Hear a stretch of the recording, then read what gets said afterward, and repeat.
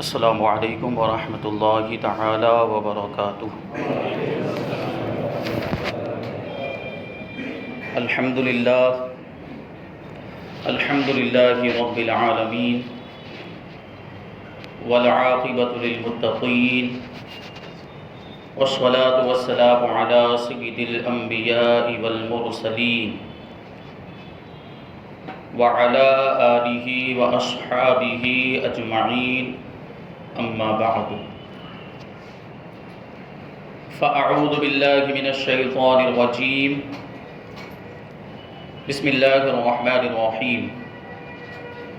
الا ان اولیاء اللہ لا خوف علیہم ولا هم يحزنون الذین آمنوا وكانوا يتقون۔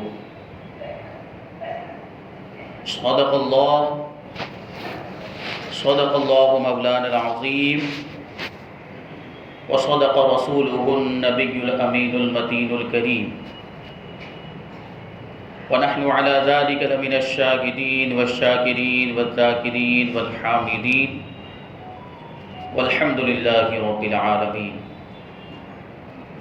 آئیے ہم اور آپ سب سے پہلے حضور سرور کائنات فخر موجودات باعث تخلیق کائنات احمد مجتبی محمد مصطفیٰ صلی اللہ علیہ وسلم کی بارگاہ بے کس پناہ میں جھوم جھوم کر درود و سلام کا نذرانہ عقیدت پیش کریں اور پڑھیں اللہم صلی علی سیدنا و مولانا محمد معدن الجود والکرم وآلہ الکرام وابنہ الکریم وبارک وسلم صلاۃ و سلام علیک یا رسول اللہ صلی اللہ تعالی علیہ وسلم۔ عزیزان ملت اسلامیہ، گزشتہ جمعہ میں شہنشاہ سورت قطب العارفین حضرت خواجہ سید جمال الدین دانا نقشبندی رحمۃ اللہ تعالی علیہ کے حالات، آپ کی سیرت بیان کی گئی، اور وقت کی کمی کی وجہ سے وہ بیان مکمل نہیں ہوا تھا، اس لیے یہ وعدہ کیا گیا تھا کہ باقی کے حالات انشاءاللہ تبارک و تعالی آئندہ جمعہ میں بیان کیے جائیں گے۔ تو آج ہم حضرت خواجہ دانا رحمۃ اللہ تعالی علیہ کی بارگاہ میں خراج عقیدت پیش کرنے کی سعادت حاصل کریں گے، اور جو حالات آپ کی زندگی کے اور جو سیرت آپ کی باقی رہ گئی ہے انشاءاللہ وہ سماعت کرنے کی ہم سعادت حاصل کریں گے۔ اللہ تبارک و تعالی ہمیں حضرت خواجہ دانا رحمۃ اللہ تعالی علیہ کے نقش قدم پر چلنے کی توفیق عطا فرمائے، ان کے فیوز و برکات سے ہم سب کو مالا مال فرمائے۔ گزشتہ جمعہ میں حضرت خواجہ دانا رحمۃ اللہ تعالی علیہ کے خاندان کے بارے میں بتایا گیا۔ آپ کے والد ماجد حضرت خواجہ بادشاہ پردہ پوش، آپ کے دادا جان حضرت خواجہ سید اسماعیل، اور آپ کی والدہ ماجدہ کے بارے میں بتایا گیا۔ پھر یہ بھی بات ہوئی تھی کہ حضرت خواجہ دانا رحمۃ اللہ تعالی علیہ دودھ پینے کے زمانے میں تھے کہ آپ کے والدین ماجدین کا انتقال ہو گیا، اور شیر خارگی کے زمانے میں ہی حضرت خواجہ دانا رحمۃ اللہ تعالی علیہ والدین کے سائے سے محروم ہو گئے۔ آپ کے والد ماجد حضرت خواجہ بادشاہ پردہ پوش نے خواب میں اپنے مرید خاص حضرت خواجہ حسن عطا کو حضرت خواجہ دانا رحمۃ اللہ تعالی علیہ کی پرورش کے لیے بھیجا۔ وہ 12 سال تک حضرت خواجہ دانا رحمۃ اللہ تعالی علیہ کی تعلیم و تربیت کا فریضہ انجام دیتے رہے۔ اس کے بعد آپ کا انتقال ہو گیا، تو حضرت خواجہ بادشاہ پردہ پوش نے اپنے ایک دوسرے شاگرد اور دوسرے مرید حضرت خواجہ سید محمد کو خواجہ دانا کی تربیت کے لیے بھیجا، اور وہ 6 سال تک حضرت خواجہ دانا رحمۃ اللہ تعالی علیہ کی پرورش کرتے رہے، علوم ظاہری اور باطنی سے آپ کو آراستہ کیا۔ پھر وہ واپس ہو گئے۔ حضرت خواجہ دانا رحمۃ اللہ تعالی علیہ 18 سال کی عمر تک جنگل میں رہے، اور جنگل کے جانور بھی آپ سے مانوس ہو گئے تھے، لیکن اللہ تبارک و تعالیٰ نے آپ کو جنگل میں رہنے کے لیے نہیں پیدا کیا تھا، بلکہ اللہ تبارک و تعالیٰ نے آپ کو لوگوں کی رشد و ہدایت اور رہنمائی کے لیے پیدا کیا۔ تو آپ کی زندگی میں کایا پلٹ کا جو واقعہ پیش آیا، بابا چوپال سے جو آپ کی ملاقات ہوئی اور مجذوب ترکستانی سے جو آپ کی ملاقات ہوئی، اسی کی وجہ سے آپ جنگل کی زندگی کو چھوڑ کر شہر کی زندگی کی طرف آئے، اور حضرت خواجہ دانا رحمۃ اللہ تعالی نے جنگل کو چھوڑ کر سب سے پہلے شہر بلخ میں تشریف لائے۔ شہر بلخ میں ایک بہت مشہور بزرگ صوفی باصفا ولی کامل حضرت خواجہ سید محمد پارسا رحمۃ اللہ تعالی کے پوتے حضرت خواجہ عبد الہادی، ان کے مکان پر آپ نے قیام کیا، ان کے گھر پر آپ ٹھہرے۔ ان کی زوجہ محترمہ حضرت شاہ بیگم حضرت خواجہ دانا رحمۃ اللہ تعالی کی خدمت کو اپنے لیے باعث عظمت و برکت سمجھتی تھی، بڑی توجہ کے ساتھ آپ کی خدمت کیا کرتی تھی، یہاں تک کہ اپنے ہاتھوں سے کھانا لا کر آپ کی بارگاہ میں پیش کیا کرتی تھی، اور خصوصی عنایت آپ کے اوپر اور خصوصی توجہ کیا کرتی تھی، خاص نظر آپ کی حضرت خواجہ دانا رحمۃ اللہ تعالی علیہ پر رہا کرتی، یہاں تک کہ بیان کرنے والے بیان کرتے ہیں کہ جب تک حضرت خواجہ دانا رحمۃ اللہ تعالی علیہ حضرت خواجہ عبد الہادی کے مکان پر تشریف فرما تھے، آپ کو کسی طرح کی کوئی بھی تکلیف نہیں ہوئی۔ وہ حضرت خواجہ عبد الہادی کی بیگم شاہ بیگم نے کبھی بھی آپ کو کوئی تکلیف نہیں ہونے دی۔ حضرت خواجہ دانا رحمۃ اللہ تعالی علیہ بلخ میں تشریف فرما تھے، اسی دوران آپ کی ملاقات حضرت مولانا محمد سعید ترکستانی ان سے ہوئی۔ انہوں نے جیسے ہی حضرت خواجہ دانا کو دیکھا تو فرمایا، صاحبزادے تم تو مادرزاد ولی ہو، تم ماں کے پیٹ سے ولی بن کر پیدا ہوئے، آؤ تمہیں ایک ولی کامل اور صوفی باصفا سے ملوا دو۔ حضرت مولانا محمد ترکستانی سعید ترکستانی حضرت خواجہ دانا کو لے کر حضرت خواجہ سلام جوئے بار نقشبندی رحمۃ اللہ تعالی کے پاس پہنچے۔ حضرت خواجہ سلام نقشبندی نے جیسے ہی حضرت خواجہ دانا کو دیکھا تو مسکرا کر فرمایا کہ دانا کہاں رہ گئے تھے؟ میں کب سے تمہارا انتظار کر رہا تھا، تمہاری تلاش کر رہا تھا کہ تمہاری امانتیں جو بطور تمہاری نعمتیں جو امانت کے طور پر میرے پاس رکھی ہوئی ہیں وہ تمہارے حوالے کر دوں اور اس ذمہ داری سے سبکدوش ہو جاؤں اور سکون کا سانس لے سکوں۔ حضرت خواجہ سلام جوئے بار نقشبندی رحمۃ اللہ تعالی علیہ نے حضرت خواجہ دانا رحمۃ اللہ تعالی علیہ پر خصوصی توجہ فرمائی اور تمام ظاہری اور باطنی نعمتیں آپ کو عطا فرمانے کے بعد سلسلہ نقشبندیہ کی خلافت اور اجازت بھی عطا فرمائی۔ اور حضرت خواجہ دانا رحمۃ اللہ تعالی علیہ کو حضرت خواجہ عبید اللہ احرار نقشبندی رحمۃ اللہ تعالی علیہ سے بھی فیض اویسی حاصل ہوا ہے۔ اب بلخ میں آپ قیام فرما تھے تو بلخ کا جو بادشاہ تھا پیر محمد خان ابن جانی بیگ، یہ آپ کا بڑا معتقد اور بڑا مرید تھا، بہت عقیدت رکھتا تھا، آپ سے بڑی محبت رکھتا تھا، اور اسی عقیدت اور محبت کی وجہ سے اس نے اپنی رضائی بہن کا نکاح آپ سے کر دیا۔ دودھ شریک بہن، رضائی بہن کا مطلب دودھ شریک، یعنی جن دو لڑکا اور لڑکی نے ایک عورت کا دودھ پیا ہو وہ رضائی بھائی بہن ہو جاتے ہیں، تو ان کا نکاح حضرت خواجہ دانا رحمۃ اللہ تعالی علیہ سے ہو گیا۔ اب ایک مدت تک جب تک اللہ تبارک و تعالیٰ نے چاہا آپ بلخ کے اندر رہے، پھر اللہ تبارک و تعالیٰ کے حکم ہی سے آپ اپنی شریک حیات اور مریدین اور متوسلین کو لے کر ہندوستان کی طرف روانہ ہو گئے۔ اور خواجہ دانا رحمۃ اللہ تعالی علیہ نے یہ جو سفر تھا یہ سمندر کے راستے سے طے فرمایا، اور سمندر سے سفر کرتے ہوئے حضرت خواجہ دانا ہندوستان میں سب سے پہلے ٹھٹ کے ساحل پر اترے۔ ٹھٹ یہ ایک علاقہ ہے جو اس وقت پاکستان کے اندر موجود ہے۔ حضرت خواجہ دانا رحمۃ اللہ تعالی علیہ سب سے پہلے وہاں پر تشریف لائے، چند روز وہاں پر قیام فرمایا، پھر وہاں سے روانہ ہوئے اور وہاں سے سفر کرتے ہوئے آگرہ میں تشریف لائے۔ آگرہ میں مسجد رحیل میں آپ نے قیام کیا۔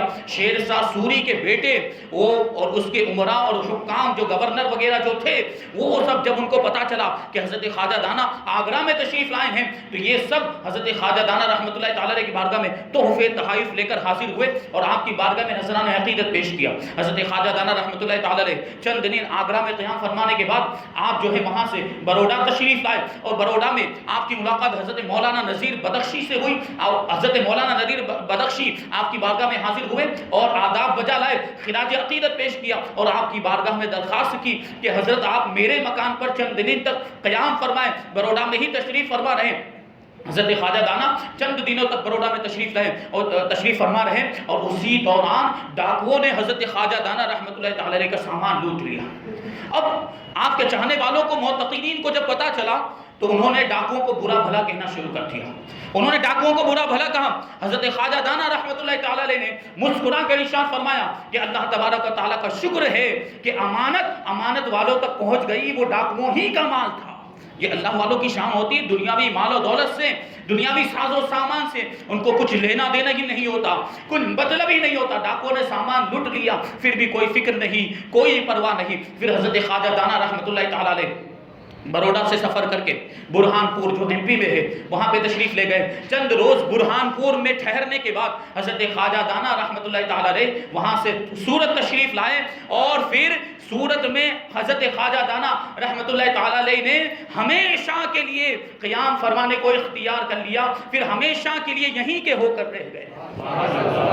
حضرت خواجہ دانا رحمۃ اللہ تعالیٰ علیہ جس وقت سورت میں تشریف لائے، یہ جو زمانہ تھا یہ مغل حکمران اکبر بادشاہ کا زمانہ تھا، اور حضرت خواجہ دانا کے سورت آنے سے پہلے ہی یہاں کے حاکم عبد الرحمن تہرانی اور ناظم قلعہ دار قلیج خان کو اکبر بادشاہ کا خط پہلے ہی مل گیا تھا کہ خواجہ دانا سورت میں تشریف لانے والے ہیں، تو ان کا جو ہے وہ شایان شان استقبال ہونا چاہیے، بڑی شان و شوکت کے ساتھ ان کا خیر مقدم ہونا چاہیے. تو یہ حکم ان کو اکبر بادشاہ کی طرف سے ملا تھا. چنانچہ حاکم بھی عبد الرحمن تہرانی اور ناظم دونوں اپنے ساتھیوں کو لے کر اور عمراء اور حکام کو لے کر، سپاہیوں کو لے کر سورت کی بندرگاہ پر پہنچے، اور حضرت خواجہ دانا رحمت اللہ تعالیٰ علیہ کا بڑی شان و شوکت کے ساتھ انہوں نے استقبال کیا.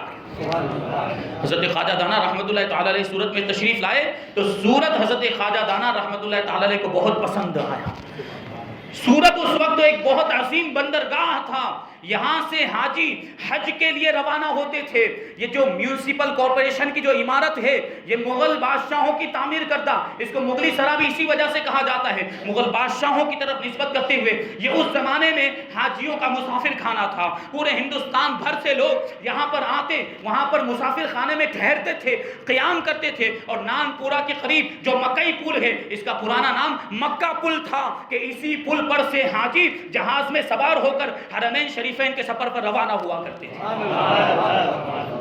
اس زمانے میں حضرت خواجہ دانا رحمت اللہ تعالیٰ علیہ، حضرت آپ کی شان دیکھیں کہ سورت والوں سے اور سورت سے بڑی محبت فرمایا کرتے تھے، اور آپ کی یہ جو محبت ہے آپ کے ان اشعار سے ظاہر ہوتی ہے جو آج بھی بلند دروازے پر لکھے ہوئے ہیں. حضرت خواجہ دانا کے مزار سے پہلے جو بلند دروازہ آتا ہے اس کے بائیں جانب جو دیوار ہے، اس دیوار پر آج بھی حضرت خواجہ دانا کے یہ اشعار لکھے ہوئے جو فارسی میں ہیں. ارشاد فرماتے ہیں، کرد تحریر مصور قدرت بعد آباد بندر صورت بے امداد کشتی ہائے ای بحر وطن داریم اندرے کنچے ای شہر بری خدمت زحق گشتیم معمور چے خوش گفتن المامور معذور.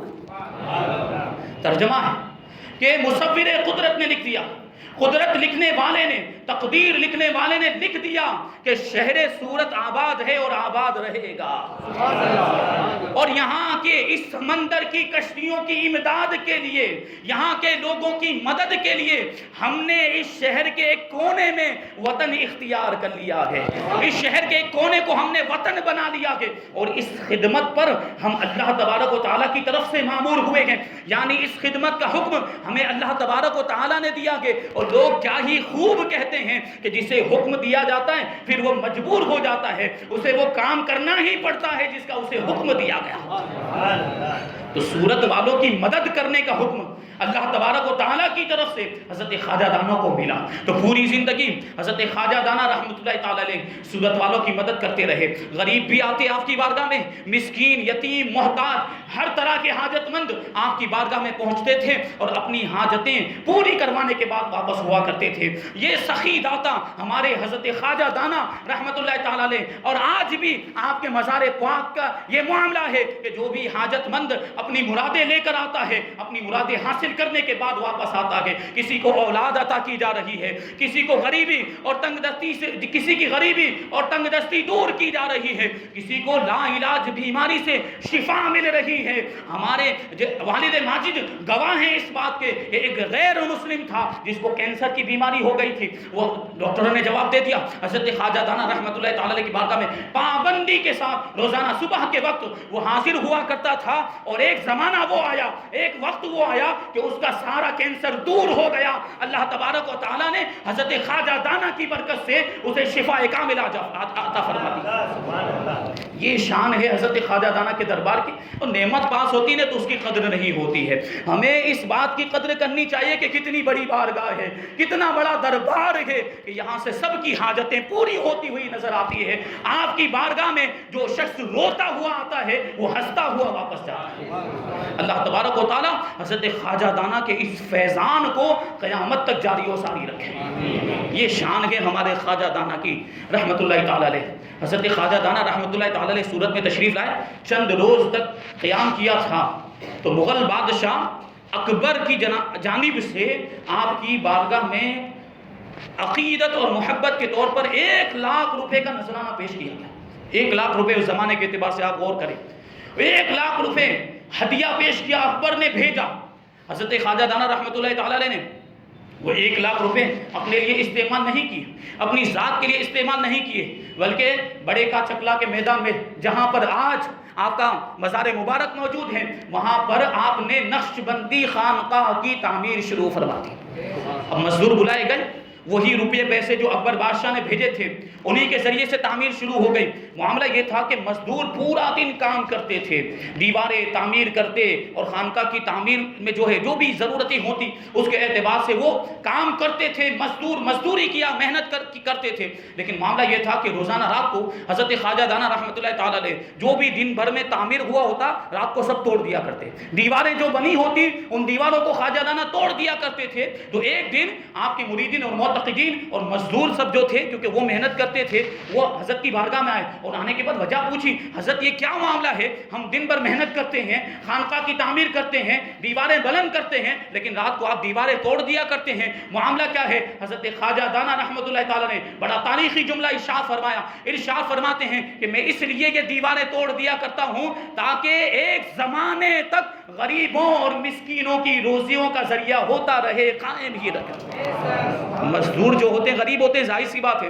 حضرت خواجہ دانا جانتے وہ پیسے جو آئے تھے تو بادشاہ کی طرف سے آئے تھے اور وہ غریبوں کے لیے ہی ہے. تو یہ ذریعہ اختیار فرمایا تھا کہ روزانہ تعمیر کرتے, روزانہ توڑ دیا کرتے تاکہ روزانہ کی مزدوری مزدوروں کو ملتی ہی رہے اور ان کی روزی کا ذریعہ اسی طریقے سے قائم رہے. یہ ہمارے خواجہ دانا کا سخی دربار ہے.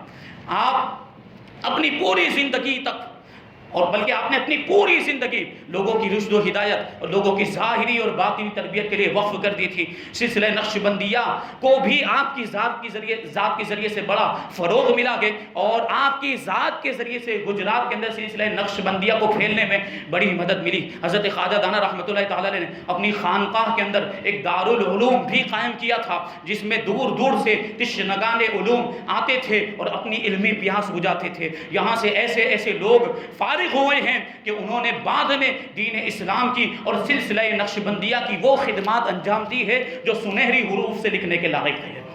یہ حضرت خواجہ دانا کا مدرسہ تھا, دارالعلوم بھی موجود تھا. لیکن حضرت خواجہ دانا رحمت اللہ تعالی علیہ کے وصال کے بعد یہ جو دارالعلوم تھا یہ حالات کی نظر ہو کر بند ہو گیا اور یہ جو تھا دارالعلوم وہ جو ہے کہ ایک عرصے تک اسی طریقے سے معطل رہا, بند رہا. لیکن 1123 ہجری میں یہاں کا ایک رئیس تھا, سورت کا ایک رئیس جس کا نام امانت خان متصدی تھا, اس نے اس کی ضرورت محسوس کی. چنانچہ اس نے دوبارہ 1123 ہجری کے اندر حضرت خواجہ دانا رحمت اللہ تعالی علیہ کے مزار کے احاطے میں دارالعلوم کو تعمیر کیا, دوبارہ دارالعلوم تعمیر کیا.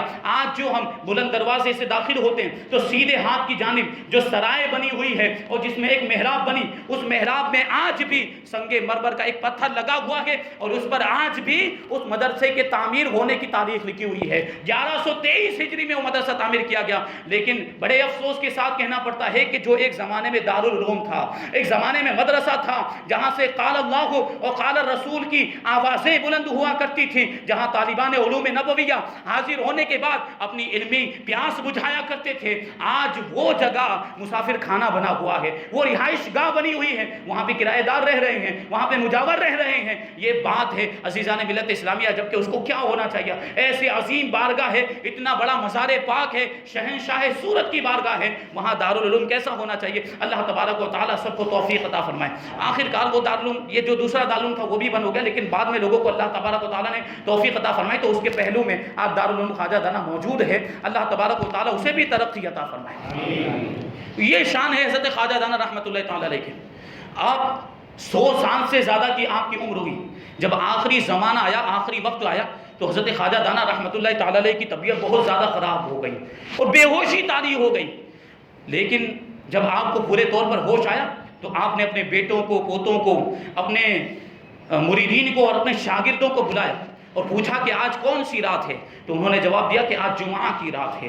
اتنا سننا تھا کہ حضرت خواجہ دانا رحمۃ اللہ تعالی علیہ نے یاسین شریف کی تلاوت شروع کر دی اور کافی دیر تک یاسین شریف پڑھتے رہے. جب یاسین شریف سے فارغ ہوئے تو کلمہ طیبہ کا ورد کرنا شروع کر دیا. کلمہ طیبہ پڑھتے رہے، پوری رات کلمہ طیبہ کا ورد کرتے رہے یہاں تک کہ فجر کی اذان ہو گئی. فجر کی اذان مکمل ہونے کے بعد حضرت خواجہ دانا رحمۃ اللہ تعالی علیہ نے اپنی آنکھوں کو بند کر لیا.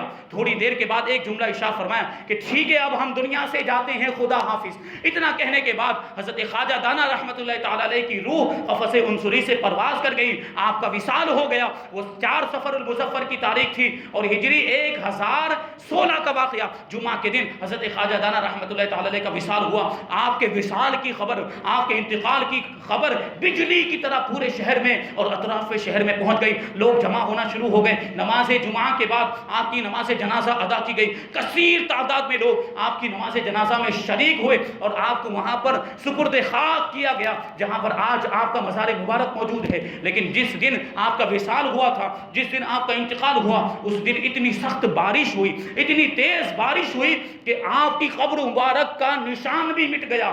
آپ کی قبر مبارک بالکل ختم ہو گئی، کوئی نشان نہیں، کوئی علامت نہیں. بارش ہونے کی وجہ سے نام و نشان ختم ہو گیا. اب آپ کے مریدین، آپ کے شہزادگان حیران و پریشان کہ اب کیسے پتا چلے گا کہ حضرت خواجہ دانا رحمۃ اللہ تعالی علیہ کا مزار مبارک کہاں ہے. اسی پریشانی کے عالم میں جب سب رات کو اپنے گھروں میں آرام کرنے کے لیے چلے گئے تو حضرت خواجہ دانا رحمۃ اللہ تعالی علیہ اپنے بڑے صاحبزادے حضرت خواجہ محمد ہاشم رحمۃ اللہ تعالی علیہ کے خواب میں تشریف لائے اور ارشاد فرماتے ہیں پریشان ہونے کی ضرورت نہیں ہے، میرا جو مزار ہے، میری جو قبر ہے، یہ فلاں فلاں جگہ پر اتنے فاصلے پر موجود ہے. حضرت خواجہ محمد ہاشم اپنے ساتھیوں کو لے کر، چاہنے والوں کو لے کر صبح میں اس جگہ پر پہنچے جو حضرت خواجہ دانا رحمۃ اللہ تعالی علیہ نے خواب میں بتائی تھی، جو پتہ بتایا تھا. نشانی کے مطابق وہاں پر قبر مبارک تو مل گئی لیکن قبر مبارک کے اندر حضرت خواجہ دانا کا جسم مبارک موجود نہیں تھا. اب سب کی حیرانی اور پریشانی میں اور اضافہ ہو گیا.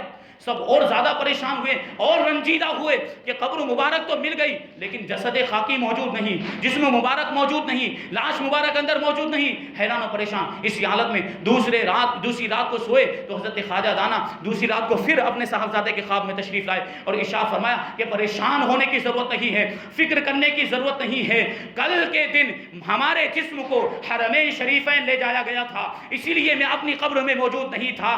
آج مجھے واپس لایا گیا ہے. آج جو تم حاضر ہو جاؤ گے تو میری ناش مبارک کو قبر کے اندر ہی پاؤ گے. اب دوسرے دن صبح کے وقت سب پہنچے تو قبر مبارک کے اندر حضرت خواجہ دانا رحمۃ اللہ تعالی علیہ کا جسم مبارک ویسے ہی موجود تھا جیسے آپ کو دفن کیا گیا تھا اور آپ کے کفن مبارک پر مٹی کا ایک داغ بھی موجود نہیں تھا. ہزاروں لوگوں نے وہاں پر حضرت خواجہ دانا رحمۃ اللہ تعالی علیہ کی زیارت کی. پھر عطر سے، گلاب سے اور خوشبو سے معطر کرنے کے بعد آپ کے مزار مبارک کو بند کر دیا گیا. یہ ہمارے خواجہ دانا رحمۃ اللہ تعالی علیہ کی شان، یہ مقام و مرتبہ اللہ تبارک و تعالیٰ نے آپ کو عطا فرمایا تھا. اور اللہ والے جو ہوتے ہیں ان کی ذات سے کرامتوں کا بھی ظہور ہوا کرتا ہے. حضرت خواجہ دانا رحمۃ اللہ تعالی علیہ کی بھی ایسی بہت ساری کرامتیں ہیں. ایک مرتبہ مغل بادشاہ اکبر جلال الدین کے دور میں اس کا جو بیٹا تھا دانیال، وہ برہان پور کا گورنر تھا. اس وقت کیا ہوا کہ وہ دانیال کا بیٹا تیمور اس کا جو ہے وہ بیمار ہو گیا، اس کی طبیعت بہت زیادہ خراب ہو گئی. تو چھوٹا بچہ تھا وہ. اس وقت بڑے بڑے حکیموں کو، نامور اور مشہور طبیبوں کو بلایا گیا. سب نے ہزار جتن کیے تاکہ بچہ صحیح ہو جائے، تندرست ہو جائے، اس کی بیماری دور ہو جائے. لیکن کوئی بھی علاج کارگر نہ ہوا، اس کی جان نہ بچ سکی، وہ صحت یاب نہ ہو سکا اور اسی بیماری کے اندر تیمور مر گیا. دانیال کا بیٹا تیمور مر گیا.